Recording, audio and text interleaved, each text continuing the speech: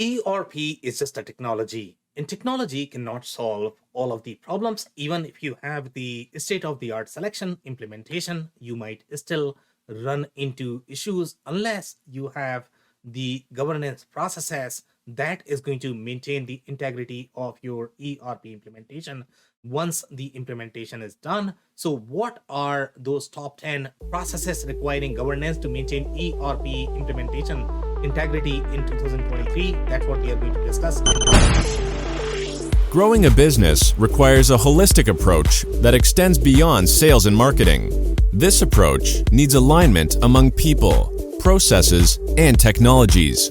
So if you're a business owner, operations, or finance leader looking to learn growth strategies from your peers and competitors, you're tuned into the right podcast. Welcome to the WBS Podcast, where scalable growth using business systems is our number one priority.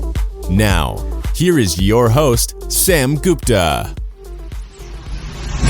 Hello everyone, my name is Sam Gupta. I am principal at Elevate IQ. Elevate IQ is the independent ERP and digital transformation consulting firm. We help our clients with the digital transformation strategy and planning, ERP selection, and implementation. So now let's get back to today's topic, which is going to be the top 10 processes requiring governance to maintain ERP implementation integrity in 2023. Most commonly, the way companies approach the ERP implementation selection, they are going to feel that, you know what, I am going to hire the consultants. They are going to teach us about the new system. They are going to have the defined state of the implementation. They are not going to spend as much time during the strategy selection phase. They are not going to invest as much time after the implementation as well.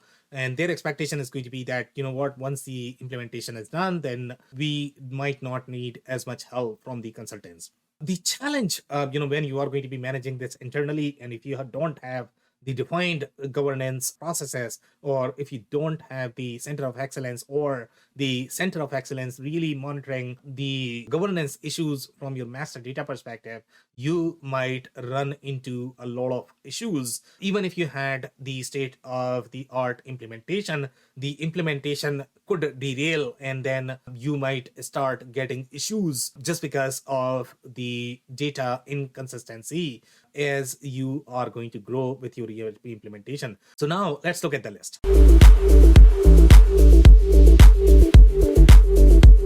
Number 10 on our list is the replenishment strategies. And this is going to be which SKUs are make to order versus make to stock, how to model them appropriately. So when you look at the replenishment strategies, sometimes companies are going to feel, you know what, I may have a very thin line in terms of what is make to stock, what is make to order. Sometimes they might not understand these processes properly, and they might configure based on their understanding or limited understanding of the new system. When you are going to configure your make to stock items as make to order, and sometimes these things are not as crystal clear in general. There is a very thin line and gray area in terms of what is going to be make to order, what is going to be make to stock, and there's going to be a lot of judgment involved. But if you are going to be mixing these two, then you are going to have a lot of issues with respect to your lead times, the way you are going to be tracking your processes across your planning horizon. Then you are going to be taking a lot of shortcuts. You are going to have a lot of ad hoc arrangements.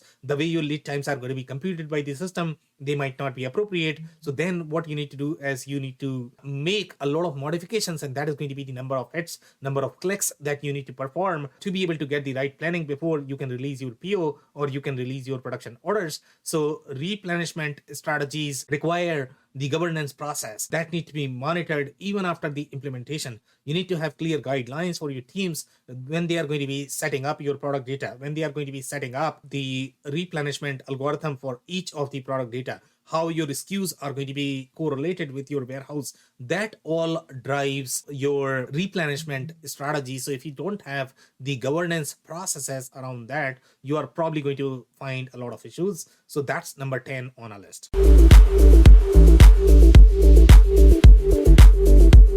Now, number 9 on our list is the warehouse versus warehouse locations. And this requires deeper understanding of the ERP data model as well. Sometimes companies understand that, sometimes they don't. Sometimes some users understand that, the other users may not understand that. So you are going to have the mixing of the model. There may not be clear identity of what is a warehouse and what is a warehouse location.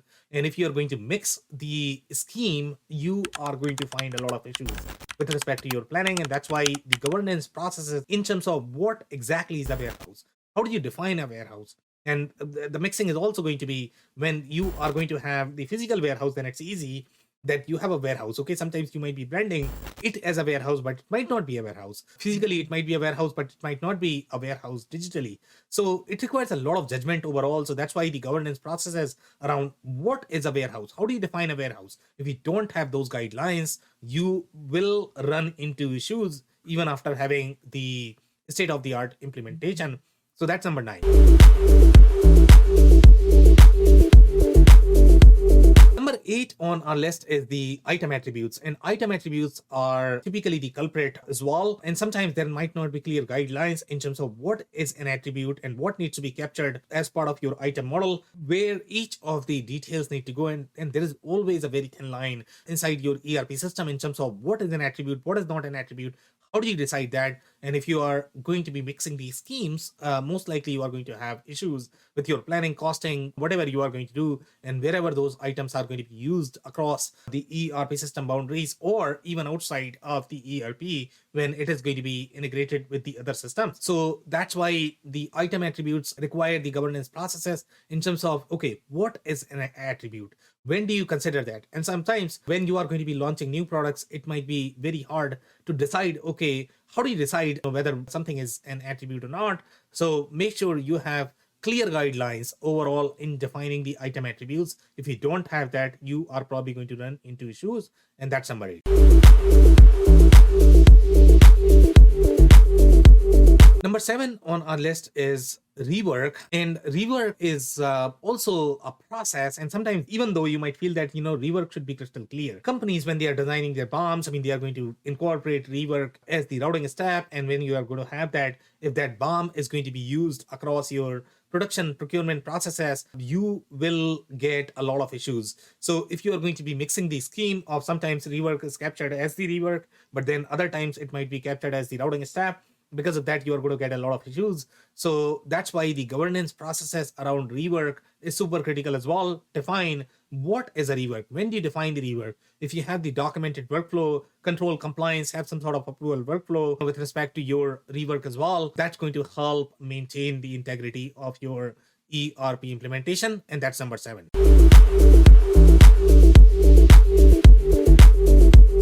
Number 6 is the revision number. And revision number could be all over the place with respect to your data model, with respect to your ERP model. Sometimes you are going to capture this as the separate revision. Sometimes you are going to have multiple names inside your revision number. Sometimes the common product model is going to be shared depending upon the skill set of the user who may be using the products. So again, this goes back to your training, compliance, governance. You need to be watching for some time, at least for the 6 months, how teams are doing this. When you have a new hire, you need to watch them for some time, how they are defining the products. You need to have clear guidelines in terms of what is the revision number, in what circumstances are you going to capture this as the revision number.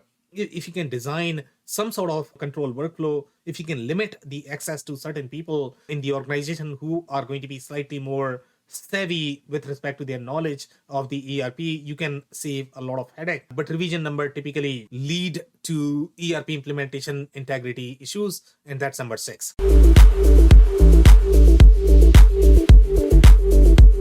Number 5 on our list is BOMs. And BOMs drive a lot of governance issues as well in terms of defining, okay, what is going to be a work order versus what is going to be a routing step? Or how do you draw the line between your engineering BOM versus your production BOM? So all of these issues can lead to your ERP implementation integrity, and you need to always maintain this integrity regardless of whether you are after 6 months of the implementation or year after the implementation. You always have to have control on these things. Once the BOMs are utilized as part of your recall process, once they are handed over to your customer, they might have a serial number that they might be utilizing, and after that, changing the state of the BOM may be very difficult for you. And that's why having clear guidelines in terms of how to design these BOMs, having the governance workflows is very, very, very critical for the ERP implementation integrity. And that's number 5.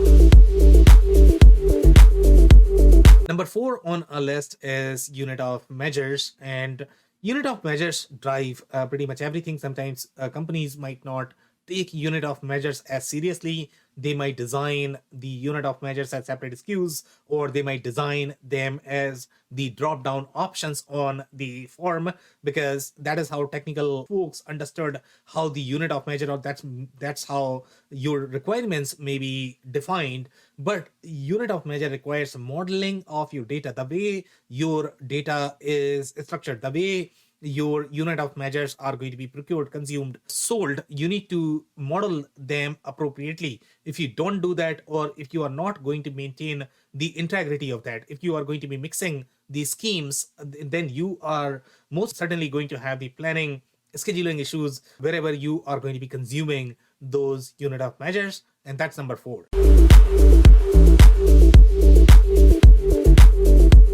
Number 3 on our list is the SKU numbers.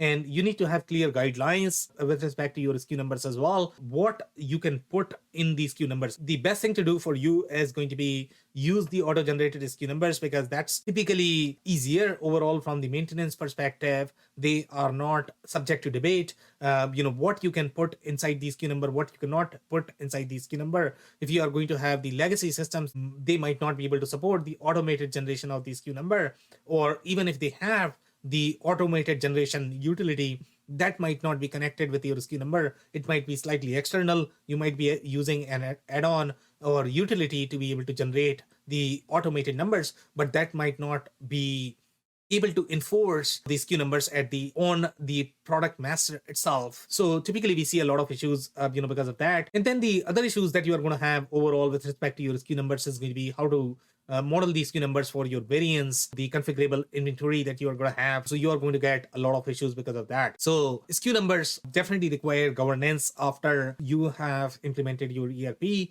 and that's number 3.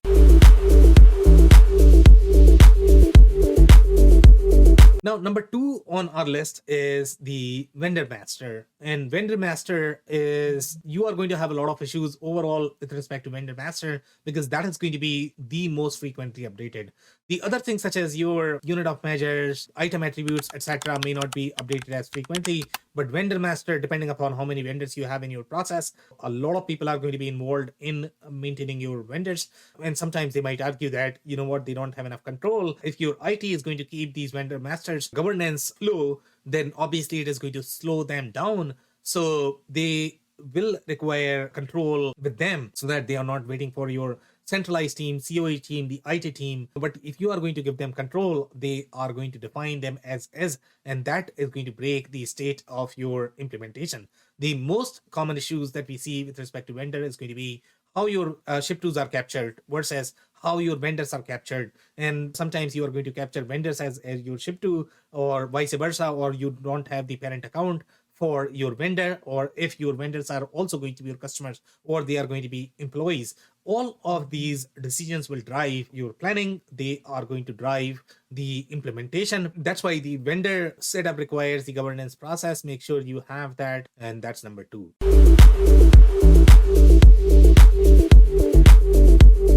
Now, number 1 on our list is the customer master. And customer master goes through similar issues as your vendor master, but depending upon, which is more complex for you, whether it is going to be your customer master or the vendor master. Sometimes some companies have millions of customers. They might not have as many vendors. In other cases, they might have millions of vendors, but they might not have as many customers, depending upon what is more complex for you. But each of them are going to drive the complexity. You are going to have similar issues when you are going to have buying groups. How do you capture buying groups as part of your customer master model? If you don't know that, and if you are going to simply assume that this is how you sort of set up, but that might not be aligned with the ERP data model, then you are going to get a lot of planning issues later on. And sometimes you might not get issues right away. You might get issues later on. And depending upon the coverage of your test cases, sometimes you might feel that, you have tested most scenarios, but then you might not know as much. And because of that, you might miss out on some of those issues, and later on you are going to discover that I was not able to forecast all of these issues right now, and now I am getting all of these issues. And sometimes you might not even listen to the consultants. They are going to guide you that, okay, this is how you set up the customers or vendors, and you are going to feel no, that's overly complicated for our processes. Maybe our processes are not as complicated. The consultant might be overcomplicating it. And because of that, you are going to set up the way you are going to set up. And later on, you are going to have issues with all of that. So that's number one. Now, if you enjoyed this video, we are going to include the list of a detailed article that is going to have much deeper in-depth analysis. So you might want to check that. This podcast is also available in audio form on Apple, Google, and Spotify. So check that out. And you might want to subscribe there. We publish these videos on a weekly basis. So if you have not subscribed to our YouTube channel, hit that below. And if you have not checked our digital transformation report for 2023, we are going to include the link. So check that out. On that note, thanks for tuning in. I'll see you in the next. Thank you for listening to another episode of the WBS Podcast. Be sure to subscribe on your favorite podcasting platform so you never miss an episode. For more information on growth strategies for SMBs using ERP and digital transformation, check out our community at WBS.rocks. We'll see you next time.